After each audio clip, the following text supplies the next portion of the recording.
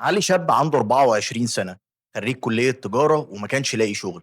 جرب ان هو يشتغل مندوب، وجرب ان هو يبيع حاجات اونلاين، وجرب ان هو يعمل اكتر من مشروع، ولكن للاسف ما نجحش.